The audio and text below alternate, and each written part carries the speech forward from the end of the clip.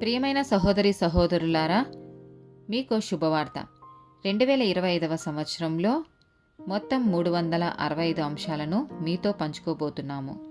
జనవరి 1వ తేదీ నుండి ప్రతిరోజు ఒక అంశము మరియు దానికి సంబంధించిన వాక్యమును పంచుకుంటాము. దయచేసి ఆ వాక్యములను వినండి, ధ్యానించండి మరియు ఆశీర్వదించబడండి. దయచేసి సబ్స్క్రైబ్ చేయండి మరియు మీ స్నేహితులతో పంచుకోండి. ధన్యవాదాలు.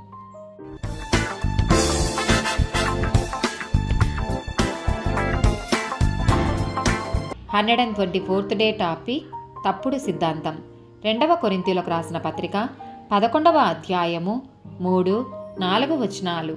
సర్పము తన కుయుక్తి చేత అవ్వను మోసపరచినట్లు మీ మనసులను చెరుపబడి క్రీస్తు ఎడలనున్న సరళత నుండి పవిత్రత నుండి ఎట్లైనను తొలగిపోవునేమో అని భయపడుచున్నాను.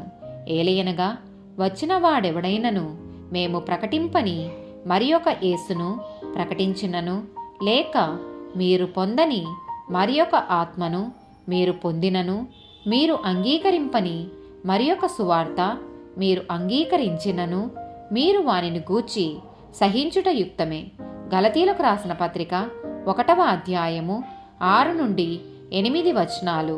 క్రీస్తు కృపను బట్టి మిమ్మును పిలిచిన వానిని విడిచి భిన్నమైన సువార్త తట్టుకు మీరింత త్వరగా తిరిగిపోవుట చూడగా నాకు ఆశ్చర్యమగుచున్నది.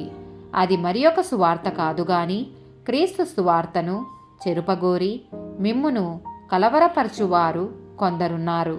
మేము మీకు ప్రకటించిన సువార్తగాక మరి ఒక సువార్తను మేమైనను పరలోకము నుండి వచ్చిన ఒక దూత అయినను మీకు ప్రకటించిన ఎడల అతడు శాపగ్రస్తుడు అవునుగాక. కొలసీలకు రాసిన పత్రిక 2వ అధ్యాయము 8వ వచనము.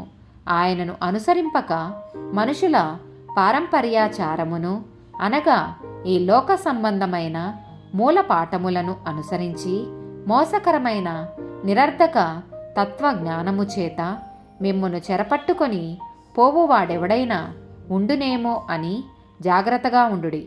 1 తిమోతికి రాసిన పత్రిక 1వ అధ్యాయము 3-4-19 వచనాలు.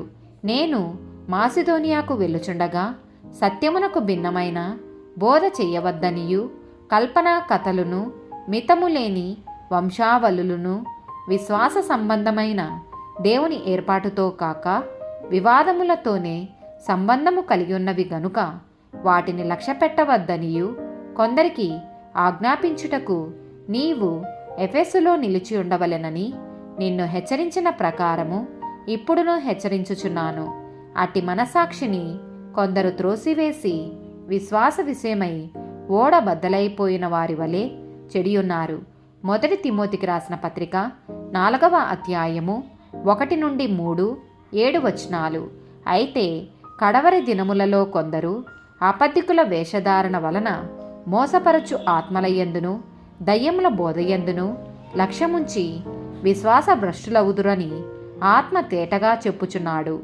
ఆ అబద్ధికులు వాత వేయబడిన మనసాక్షి గలవారై వివాహము నిషేధించుచు సత్య విషయమై అనుభవ జ్ఞానము గల విశ్వాసులు కృతజ్ఞతాస్తుతులు చెల్లించి పుచ్చుకొను నిమిత్తము దేవుడు సృజించిన ఆహార వస్తువులను కొన్నిటిని తినుట మానవలెనని చెప్పుచుందరు. అపవిత్రమైన ముసలమ్మ ముచ్చట్లను విసర్జించి దేవభక్తి విషయములో నీకు నీవే సాధకం చేసుకొనుము. 2వ తిమోతికి రాసిన పత్రిక 2వ అధ్యాయము 14-16-18 వచనాలు. వినువారిని చెరుపుటకే గాని మరి దేనికిని పనికిరాని మాటలను గూర్చి వాదము పెట్టుకొనవద్దని ప్రభువు ఎదుట వారికి సాక్ష్యమిచ్చుచు ఈ సంగతులను వారికి జ్ఞాపకం చెయ్యుము. అపవిత్రమైన వట్టి మాటలకు విముఖుడవై ఉండుము. అట్టి మాటలాడు వారి మరి ఎక్కువగా భక్తిహీనులగుదురు. కొరుకు పుండు ప్రాకినట్టు వారి మాటలు ప్రాకును. వారిలో హుమెనైనును ఫిలేతును ఉన్నారు. వారు పునరుద్ధానము గతించెనని చెప్పుచు సత్యము విషయము తప్పిపోయి కొందరి విశ్వాసమును చెరుపుచున్నారు. 2వ తిమోతికి రాసిన పత్రిక 4వ అధ్యాయము మూడవ వచనము, ఎందుకనగా జనులు హితబోధను సహింపక దురద చెవులు గలవారై తమ స్వకీయ దురాశలకు అనుకూలమైన బోధలకును తమ కొరకు పోగు చేసుకొందురు. ఆమెన్.